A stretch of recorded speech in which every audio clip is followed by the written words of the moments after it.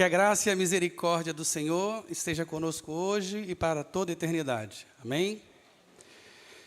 Amados irmãos, estamos dando continuidade à nossa série de exposições na carta de Paulo a Filipenses, aquela cidade chamada de Filipos. E a gente tem feito um revezamento nessa maratona. Eu, o pastor Antoniel e o seminarista Arnaud. E para o louvor da glória de Deus, estamos aqui novamente. Bem, e como todos sabem, o contexto dessa carta, Paulo escreve aos irmãos lá em Filipos, e é uma cidade, constituída por muitos veteranos. Era o lugar onde o cidadão romano, após a carreira militar, ele ganhava um pedaço de terra, uma casa, para que ele pudesse curtir a sua aposentadoria. Bem, amados irmãos, e aqui nós estamos no capítulo 4 de Filipenses. E é bem interessante que o que guarda e o que protege o coração desses veteranos. Vamos observar que a carta que é enviada para esses homens fala muito ao nosso coração em nossos dias.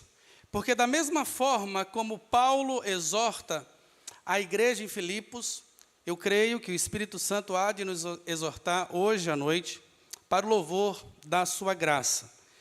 Bem, amados irmãos, quando pensamos em tribulação, quando pensamos em perseguições, o que guarda o seu coração, o que protege o seu coração de uma má notícia, de uma condição, de um diagnóstico terrível? O que protege o seu coração de uma traição? O que protege o seu coração de uma frustração, de um filho desobediente? Mesmo diante de tantas incertezas, o que protege o seu coração? Aqui, esses irmãos, agora veteranos, que conquistaram grandes terras e espaços, estão vivendo guerras internas. Isso mesmo. Eles estão sendo levados e atormentados pela própria ansiedade. Não só a ansiedade em relação à perseguição romana, mas havia dentro da própria igreja incertezas e divisões. Vamos ver hoje à noite que duas irmãs, Evódia e Sintique, estavam trazendo divisões dentro da própria igreja. O próprio Paulo, diante desses veteranos, ele fala: nada façais por partidarismo ou vanglória. Veja que era isso que estava motivando a igreja a marchar. E não é muito diferente da igreja brasileira hoje, onde lá em Filipos, sendo levado pela autossuficiência, um povo que era acostumado com a hierarquia e a conquista pela autoridade, estavam agora dentro da igreja e trazendo esses rudimentos do mundo para dentro da igreja, levando a igreja a uma crise de ansiedade. E quando falamos de ansiedade, é um tema muito relevante nos nossos dias. Você sabia que quase 10% da população brasileira sofre com ansiedade? 10%. Se você olhar isso, são mais de 18 milhões de pessoas que sofrem com esse transtorno. Mas aqui em São Paulo, a USP já fez uma pesquisa. E pasmem, 42% dos paulistas sofrem com ansiedade. Ou seja, um tema tão distante de Filipos é um tema tão relevante para todos nós. Aqui em nosso meio, alguém deve estar sofrendo de ansiedade. A própria estatística, no mínimo aqui, se somos uma igreja saudável, 30%. Então você disse: quem é? Será que tem alguém que está tomando algum medicamento? E aí você pode agora, hoje, saber até: olha, eu encontrei esse medicamento, tem um genérico agora. E aí a gente começa a passar um para o outro aqui. Olha, em tal farmácia tem. Olha, tem um psiquiatra muito bom. E, na verdade, amados irmãos, vivemos essa crise silenciosa. E a ansiedade é provocada principalmente, segundo a pesquisa, por causa de crises econômicas, o corre-corre e agitação da própria vida, a solidão urbana. Imagine, você que quer tanto bater a meta, tanto mostrar desempenho, e quando menos espera, olha para o lado, não há ninguém ao seu lado. É impressionante se você caminhar num atacadão, Possivelmente você vai encontrar um idoso que, ao escolher uma fruta, quando você começa a conversar, diz: não, mas eu moro sozinho. E seus filhos? Não, eu não gosto de falar sobre isso. Ou seja, no mundo onde somos impulsionados e eletrizados para render mais, somos levados ao esgotamento e à solidão. E isso tem sufocado também a igreja, pois somos feitos de carne e osso. E com isso, a falta de unidade mina a nossa própria fé, bem como a ingratidão rouba, amados irmãos, a nossa alegria, porque nunca está bom, nunca é o suficiente, e o pecado planta sementes terríveis em nosso coração, e estamos colhendo uma igreja doente. Imagine agora aqueles irmãos lá em Filipos, fragilizados, apesar de uma postura heróica, por dentro, aprisionados. E Paulo olha para eles e dizem: permaneçam firmes na unidade. Outra vez chama a atenção e diz: alegrai-vos. E outra: não andeis ansiosos. Veja, um homem que está preso é usado por Deus para impulsionar e motivar aqueles que estavam em liberdade, mas acorrentados pela própria ansiedade.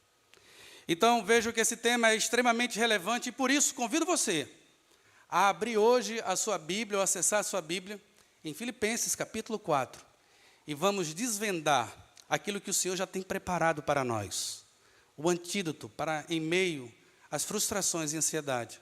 Ele tem cuidado de nós. Observe o que diz o texto sagrado, Filipenses capítulo 4, do verso 1 ao verso 9.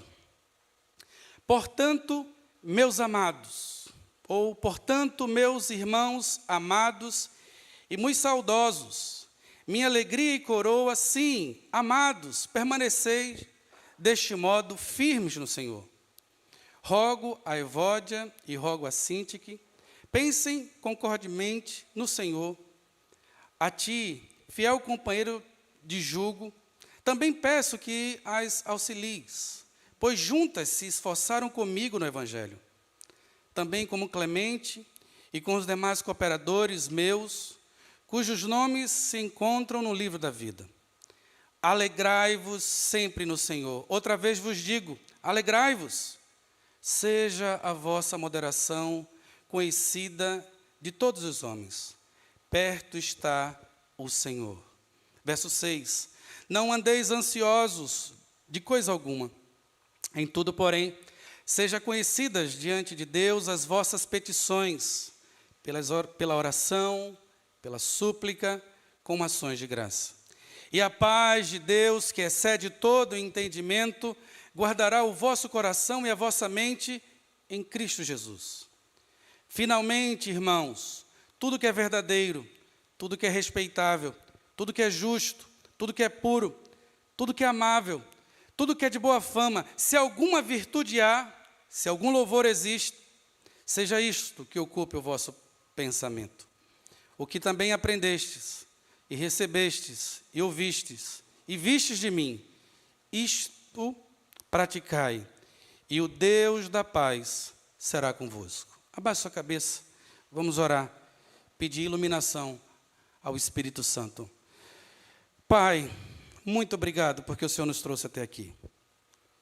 Muito obrigado pelo privilégio de estarmos aqui confortavelmente sentados e prontos a te ouvir. Mas te pedimos, em especial hoje, Senhor, cala o nosso coração inquieto, essa mente agitada, Senhor, no nome de Jesus. Nos move hoje, Pai, para ter foco apenas na Tua palavra. Que as nossas preocupações fiquem lá fora e que possamos estar inteiros aqui. Pedimos, ó Espírito Santo de Deus, habilita os nossos corações e mentes, que possamos ser impulsionados pela Tua voz para agir e nos arrepender. Pai, nos usa apesar de nós, para que o povo veja que há Deus em Israel. Rogamos isso em nome do Pai, do Filho e do Espírito Santo. Amém. Amados irmãos, A paz que guarda o coração. 3 atitudes diante da ansiedade. A paz que guarda o coração, 3 atitudes diante da ansiedade. E vamos dividir esse texto de uma forma panorâmica. Não há como fazer uma exposição verso a verso com o tempo que temos, mas de uma maneira panorâmica, mas crendo que o Espírito Santo há de falar ao seu coração.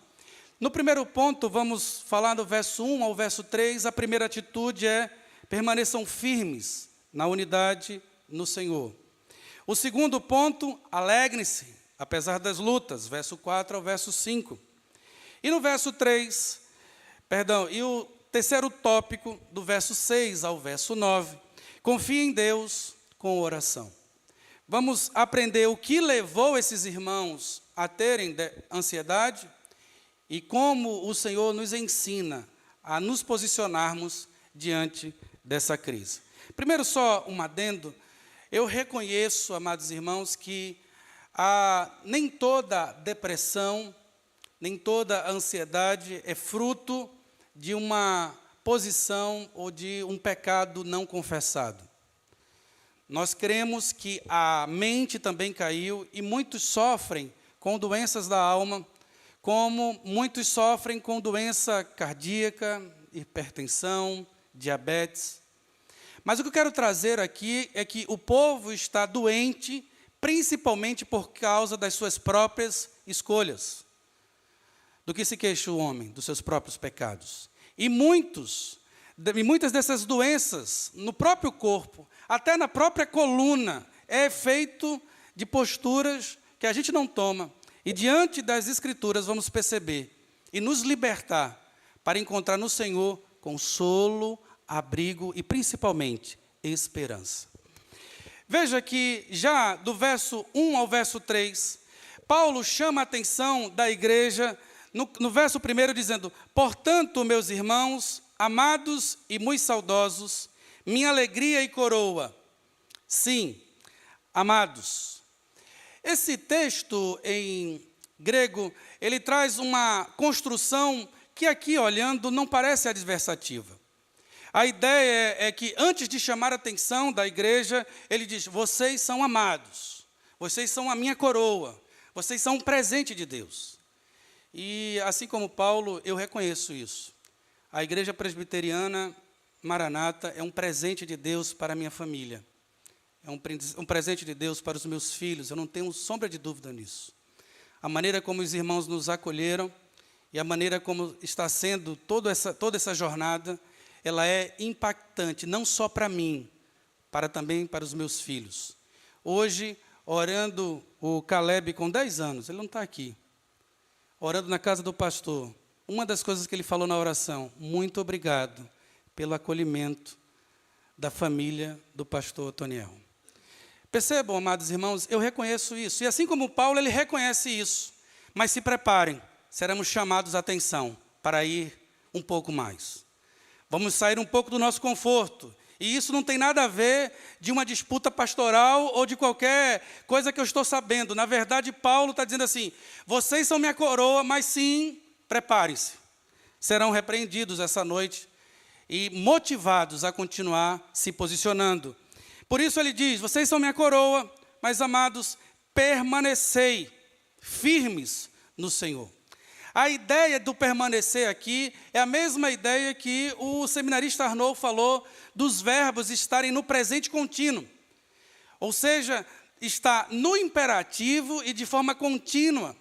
Nós não caminhamos e não procuramos unidade apenas quando há vontade, apenas quando eu estou me sentindo bem hoje, eu estou emocionalmente envolvida.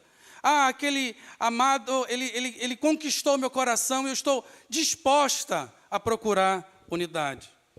Paulo chama a atenção e usa um termo militar de permaneçam de vigia, prontamente, firmes e dispostos a ter unidade. E essa firmeza, amados irmãos, não é focada no nosso interesse particular, mas sim no Senhor. E aí ele traz uma ilustração, um estudo de caso para a sua exortação. Eu ouvi no verso 12, ele disse: eu rogo a Evódia E rogo a Sintique que pensem concordantemente. A ideia aqui ele diz assim, ele não roga só para uma irmã, ele roga para as duas, para que ele não puxe a atenção apenas de uma. É bem interessante que no termo militar de Filipos, a palavra rogar, suplicar é inadequada para eles. Paulo é um líder. Paulo ele é a maior autoridade da igreja cristã no momento. Mas Paulo usa um termo de uma mãe que se tivesse assim, meu filho, por favor, me ajude. Minhas filhas, por favor, me ajude.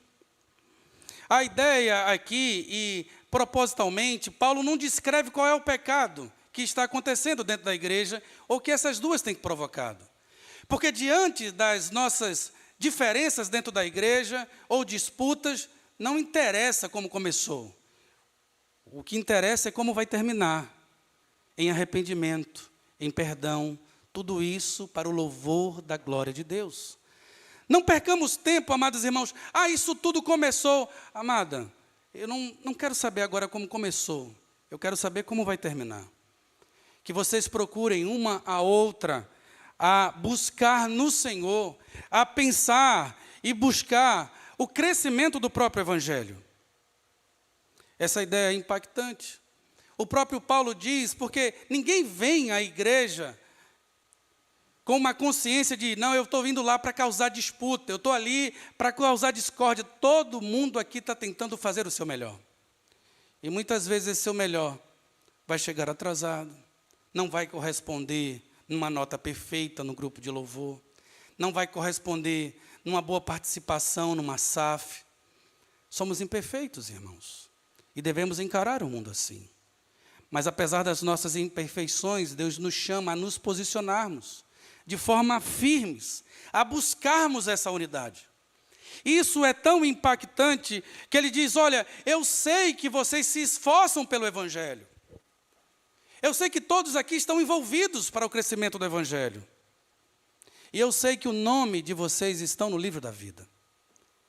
É bem interessante que quando a gente está diante de um litígio, e o pastor é o mediador, você olha assim, vocês sabiam que vocês dois vão morar no céu? Aí uma olha para a outra assim, será? As duas estão no livro da vida. Você entende isso? Antes de ser o seu esposo, antes de ser o seu marido ou sua esposa, ela é as meninas dos olhos do Senhor. Ela é sua irmã em Cristo. Ele é seu irmão em Cristo. E esse permanecer firme, amados irmãos, repercute, e sabemos que diante das adversidades, como imperfeitos, o Senhor já sabia disso há muito tempo. Quando Ele está prestes a partir, Ele faz uma oração pelos discípulos. E aí, acesse sua Bíblia, em João capítulo 17, verso 20 a 21. João, capítulo 17, verso 20 a 21.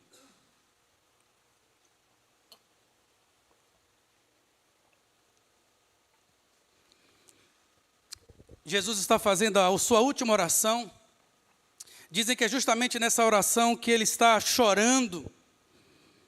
E ele fala no verso 20, não rogo somente por estes aí são os discípulos, mas também por aqueles que vierem a crer em mim por intermédio da tua palavra. Esses são nós. A fim de que todos sejam um.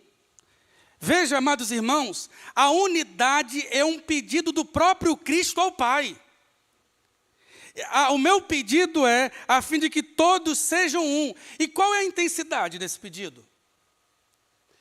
Sejam um quando puder? Não, ele usa a maior unidade que pode existir na própria existência. Como és tu, ó Pai, em mim e eu em ti, também sejam eles em nós. Essa é a nossa intensidade. A nossa unidade como igreja de Cristo, diante das adversidades, é olhar para a unidade da Santa Trindade. Você percebe isso, da seriedade que é permanecermos firmes na unidade?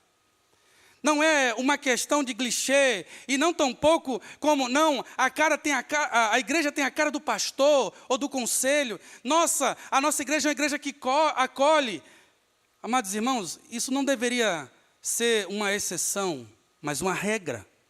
Nós somos chamados para o acolhimento, e não apenas como um bom vendedor, que diz assim, seja bem-vindo, aqui estão suas joias, você vai comprar o quê? E aí, quando o vendedor chega e consegue fazer e fechar a venda, que a pessoa vai embora, quando chega para pedir a garantia, não, eu não conheço você não. Ah, foi comigo? Muitas das nossas igrejas têm uma boa recepção, mas o que nos falta é caminharmos em unidade após chegarmos. Esse é um grande desafio. Por isso devemos sair da nossa zona de conforto. É por isso que o próprio Paulo nos chama a atenção, dizendo assim, vocês são minha coroa, mas espere um pouquinho, caminhe um pouco mais. Diante das adversidades, da própria ansiedade, busque a unidade, custe o que custar. Sabe por quê, amados irmãos? No final do capítulo 17, verso 21, coloca para a gente aí. O que acontece quando procuramos unidade? Além da nossa própria restauração, para que o mundo creia que tu me enviaste. Ou seja, a nossa unidade promove conversão. A nossa unidade não é network. Eu sou unido, eu tenho um número, de maneira alguma. A nossa unidade é comunhão, amados irmãos. Ela reflete a própria harmonia da Trindade. Ela reflete salvação. Vocês percebem isso? Muitas vezes não há salvação no meio do nosso arraial porque não há unidade. Por isso Deus nos chama a sairmos da nossa zona de conforto. Estamos crescendo, glórias a Deus por isso. Mas esses bancos que hoje estão vazios vão chegar outras famílias, despedaçadas, sofrendo, filhos sem esperança, adolescentes com crise de identidade. E o que faremos?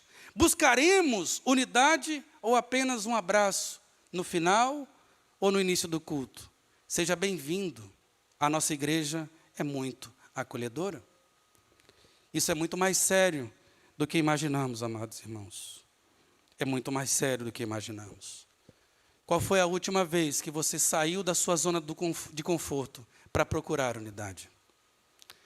E aí, depois ficamos tristes, porque estamos dentro da igreja e aqueles que nos acolhem, deveriam nos acolher, não nos acolhem mais. Porque a começar em mim, a começar em nós. Fomos chamados de cristãos pela primeira vez por causa da nossa unidade, e não por causa da nossa teologia. Não que eu tenha desprezado a teologia, mas a verdadeira teologia provoca unidade. E saímos do arraial. O próprio pastor John Piper diz que se Jesus estivesse hoje dentro da igreja, ele estaria na porta dizendo, venham comigo, busquem unidade, saiam do arraial, busquem louvar ao Senhor. E eu vou dizer para vocês, quantos de nós, muitas vezes fomos encontrados no trabalho, dizendo assim, eu vejo de uma maneira tão boa a amizade que você tem com aquela pessoa, o que vocês têm em comum? Quantos de nós já fomos esbarrados no trabalho, na família, porque a maneira como a gente trata a unidade é surpreendente. E se isso não acontece mais, arrependa-se e busque ter unidade. O mundo aí fora, antes de ser paulista, antes de ser paulistano, antes de ser brasileiro, a nossa pátria é celestial. E nós não caminhamos pelo que vemos. Pode vir crise, pode vir diagnósticos, solidão, mas nós cremos pelo que vemos. E o nosso Redentor vive. E ainda que não haja fruto na figueira, ou fruto da oliveira minta, e não haja mais bois no curral, eu louvarei ao meu Senhor, o Deus da minha salvação. Busquemos união, busquemos unidade. Senhor, da mesma maneira, ele não para só aí. Paulo continua, vocês estão unidos. Alguns podem dizer, pastor, eu estou unido já. Eu já trabalho nos grupos, e quando eu olho daqui de cima, tantos casais preciosos, envolvidos já nos casais com Cristo, tantas irmãs de cabelos brancos, desenvolvidas e ativas na igreja, tantos presbíteros, com longa data de presbíteros, diáconos que estão sempre dispostos a servir, mas Paulo está dizendo, caminhe um pouco mais, alegrem-se. Outra vez ele diz, do verso 4 ao verso 5, alegrai-vos. Verso 4, alegrai-vos sempre no Senhor. Outra vez vos digo, alegrai-vos. Seja a vossa moderação conhecida de todos os homens, perto está o Senhor. Alegrai-vos. Paulo usa e continua o mesmo imperativo de forma contínua. A nossa alegria não é um estado apenas emocional, é um estado de crença. Eu estou alegre porque eu estou no Senhor. A ideia é alegrai-vos, sorria, agradeça, caia no estado de graça. Ele morreu por nós, Ele morreu por mim, Ele morreu por você. É como, amados irmãos, essa ideia do alegrar, é como se tivesse um soldado numa trincheira, lá no fronte de batalha. Quando o pastor utilizou no domingo passado, esquecendo das coisas que para trás ficaram, avanço para as que estão diante de mim, o prêmio da soberana vocação, essa palavra avanço aí é ir para o fronte de batalha. Ou seja, eu não quero saber do que eu conquistei, quais são os meus títulos, eu estou indo para o fronte de batalha. Enquanto eu viver, eu lutarei até a morte pelo meu Senhor, porque ninguém morre só para si, morre pelo Senhor. E da mesma maneira, esse rapaz que está no fronte de batalha, usa uma expressão, se alegre, está chegando reforços. É essa a ideia. Se alegre, o Senhor conhece a sua causa. Se alegre, o nosso general é Cristo, seguimos os seus passos. Se alegre, como o próprio salmista, o Senhor dos exércitos está conosco. Mas além disso, Ele é o Deus de Jacó, é o nosso refúgio. É nessa perspectiva de se alegrar, de alguém que está muito debilitado e chega a reforços. Isso me faz lembrar, eu cresci na adolescência, passando pela uma igreja presbiteriana, e depois eu fiz um concurso público e tive que sair da minha cidade. Fui para o Amazonas, passei 6 anos, mais 2 anos numa igreja em Recife, sem estar naquela primeira, a qual eu comecei na adolescência. E quando eu cheguei na igreja presbiteriana Memorial, em Piedade, eu encontrei o pastor Adelso. O pastor Adelso, ele já estava com câncer nos ossos, mas ia para a escola dominical, dava aula para os casais, um homem temente a Deus, missionário já na África. E quando ele me viu, com um olhar cansado, ele disse, ainda bem que você chegou. Ainda bem que você chegou. Eu não estava mais aguentando. Louvado seja Deus. Amados irmãos, eu olhei para aquele homem com uma dívida, dizendo assim, eu não posso passar por essa igreja como se não estivesse no campo de batalha. Homens estão perdendo a sua própria vida, sangrando, indo até as últimas consequências pela causa de Cristo, amando a igreja de Cristo, e eu não posso parar e ser negligente diante do que está diante de nós. Devemos nos alegrar e dizer assim, escuta, pastor, alegrai-vos no Senhor, outra vez vos digo, alegrai-vos no Senhor. A nossa alegria não está no status, na nossa própria família, que é algo abençoado por Deus, o nosso cônjuge. Antes de tudo, o foco da nossa alegria está no Senhor, como foco da nossa própria comunhão. A Eucaristia, dentro da liturgia anglicana, diz, comunhão com o Senhor, comunhão com os irmãos. A comunhão, amados irmãos, vertical, promove uma comunhão horizontal. E nessa perspectiva, a alegria vertical no Senhor promove um estado de espírito diferente. E esse estado já molda a maneira como a gente se relaciona. Paulo nos chama a atenção no verso 5 que seja a vossa moderação conhecida entre os homens. Paulo usa essa expressão, seja a vossa moderação, porque no meio de veteranos militares, já que eu estou alegre, eu podia fazer uma imposição. O que é isso, rapaz? Levante a cabeça. Vamos lá, time. Mas o próprio Paulo diz assim, espera aí, você não precisa impor a alegria. Seja moderado. Que a sua palavra seja temperada com sal e traga graça aos que ouvem. E muitas vezes, amados irmãos, queremos alegrar o outro, colocando o outro contra a parede. Você está errado, se alegre. Eu estou certa, se alegre. Essa posição, olha pastor, eu não negocio o atraso. Que Deus tenha misericórdia de você. Porque Ele te encontrou, mesmo você atrasado. E nessa perspectiva não é, eu tenho uma razão. E louvado seja Deus, que apesar das minhas limitações, Ele tem cuidado de nós.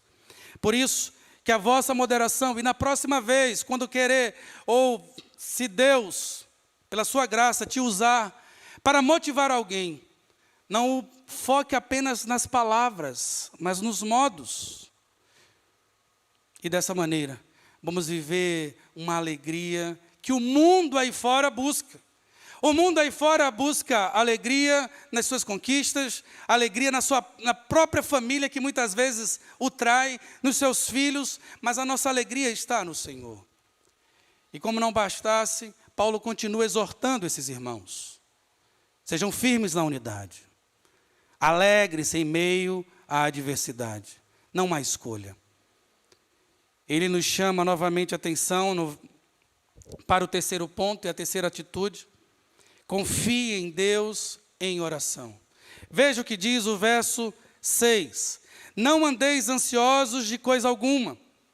Em tudo, porém, sejam conhecidas diante de Deus as vossas petições, pela oração, pela súplica, com ações de graça. E a paz de Deus, que excede todo entendimento, guardará o vosso coração e a vossa mente em Cristo Jesus. E aí, no verso 8, ele vem dizendo o que deve ser ocupado a nossa mente e como devemos ensinar tudo isso. É bem interessante, amados irmãos, que a palavra de Deus, ela guarda o nosso coração. E isso não tem sombra de dúvidas. Mas o mesmo Deus que pela sua soberania, Ele decidiu nos abençoar, Ele também definiu um meio para essa bênção. E essa bênção era a obediência. É se posicionarmos. É não andarmos ansiosos. E essa ordem também está no imperativo. É uma ordem radical. Devemos colocar a ansiedade de lado. E isso é fácil de maneira nenhuma. Isso é até antinatural. Mas, se Deus é por nós, quem será contra nós? Habita em nós o Espírito Santo de Deus. E foi esse Espírito e esse poder que ressuscitou Jesus Cristo dos mortos. Diante dessa força, se você ainda não mudou de postura, é porque você não entendeu ainda o poder desse Deus, que reside em nós, apesar de nós. Não andeis ansiosos por coisa alguma. E ele começa dando alguns passos. A ansiedade deve ser colocada de lado por meio da oração e súplica. E você fazendo a leitura rápida assim, mas oração e súplica não é a mesma coisa? E por que ele difere aqui? A ideia grega aqui de oração e súplica é que as orações sempre eram de exaltação ao Senhor. Era sempre de gratidão. Senhor, muito obrigado. O Senhor criou o céu, criou a terra, o mar e tudo que existe. O Senhor criou a sua lei, determinou os dias da minha vida. Ao homem está ordenado morrer uma só vez. Isso significa que meu nome está escrito. E quando vou partir, será debaixo da sua soberania. E se eu não vier à igreja, é porque eu estou com Ele. Louvado seja o Senhor. Quando começamos, diante da ansiedade, lembrarmos quem Ele é, você começa a perceber o quanto você é pequeno e ver que o seu problema é muito pequeno.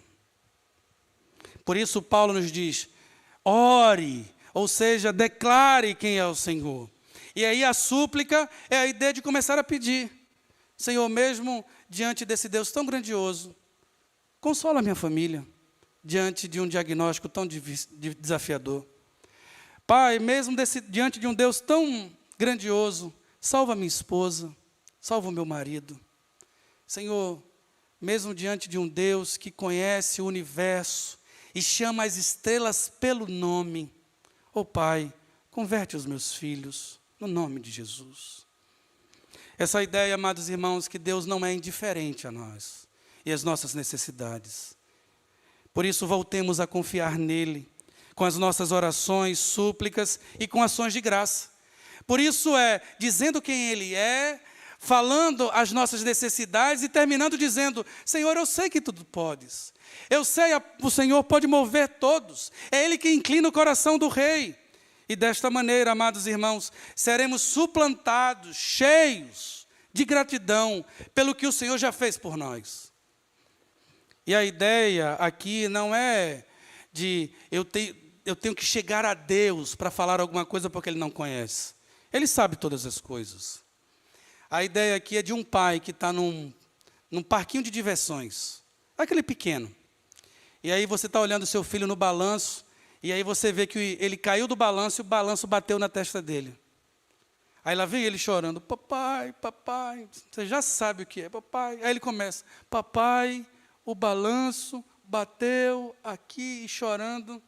Eu sei, filho. Aí o pai desce à altura dele, abraça, papai te ama, posso te dar um beijo? Aí dá um beijinho e ali sara.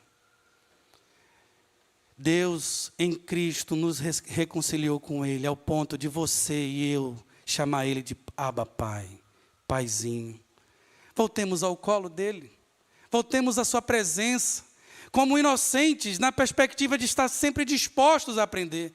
Por isso o próprio Senhor nos diz, se não formos igual a essas crianças, e a ideia aqui não é de inocência, mas de correr para os seus pais, de correr para aquele que tem toda a autoridade sobre nós. E diante das ansiedades da vida, amados irmãos, corramos e prossigamos em conhecer nosso Deus. Contra as divisões e vanglória, já estou encerrando, vou pedir para o grupo de louvor subir lentamente.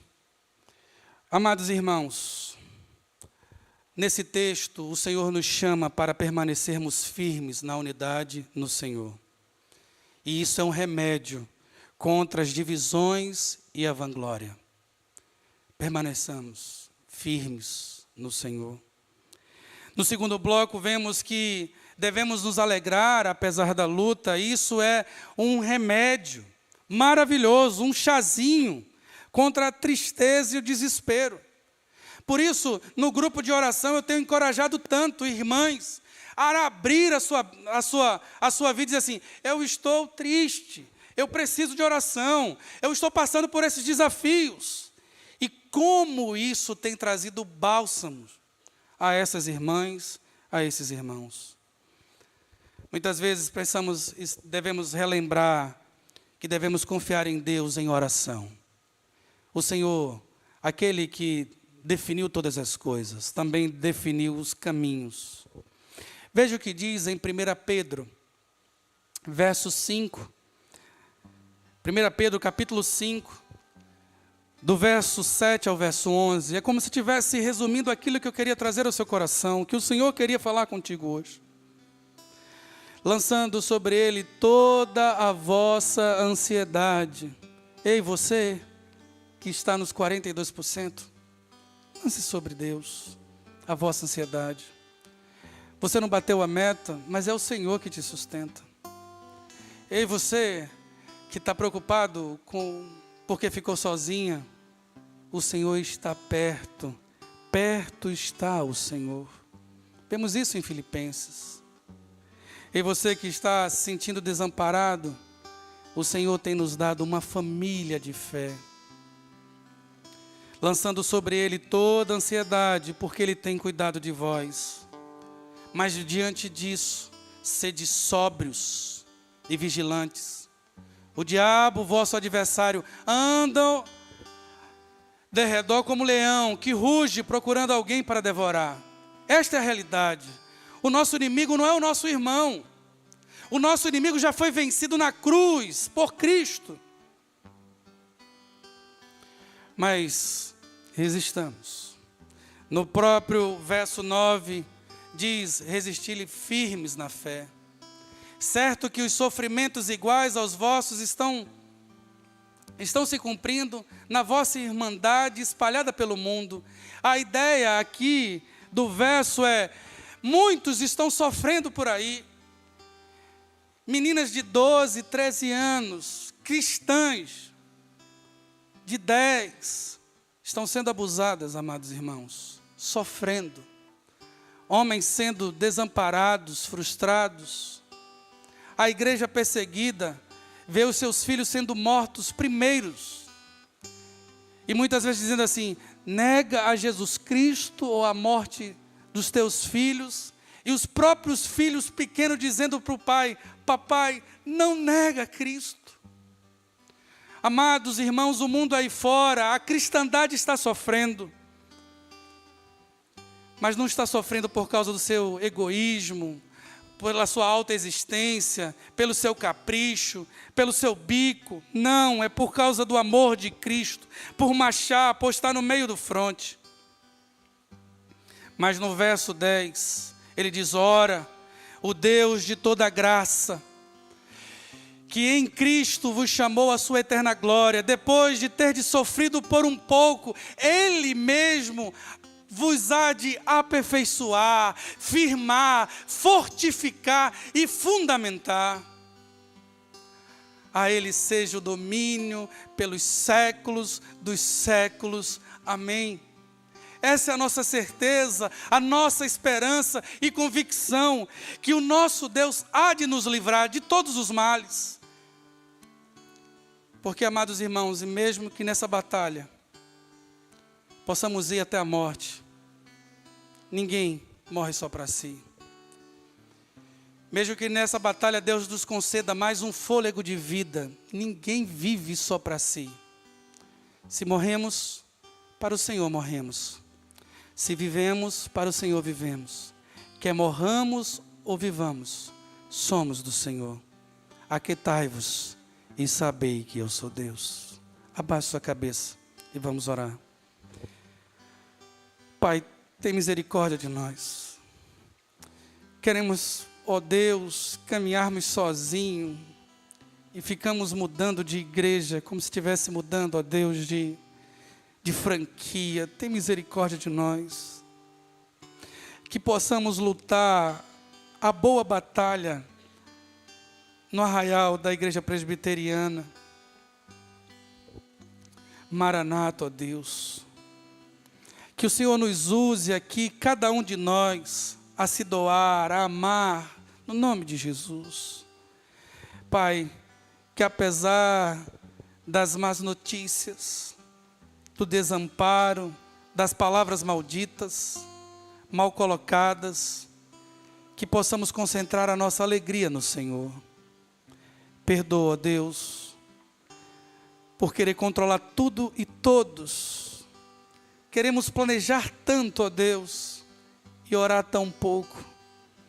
Ensina, ó Pai, nos quebranta, nos move. Que sejamos conhecidos, ó Deus, por homens e mulheres que depositam no Senhor a nossa confiança por meio da oração. Levanta, Pai. O Senhor pode avivar qualquer igreja em Santo André, no ABC, mas te pedimos, ó Deus, aviva a tua obra, Pai, na igreja presbiteriana Maranata. Que possamos caminhar firmes, alegres e convicto que aquele que começou a boa obra há de terminar. E que marchemos para o louvor da tua glória. É o que rogamos, em nome do Pai, do Filho e do Espírito Santo. Amém.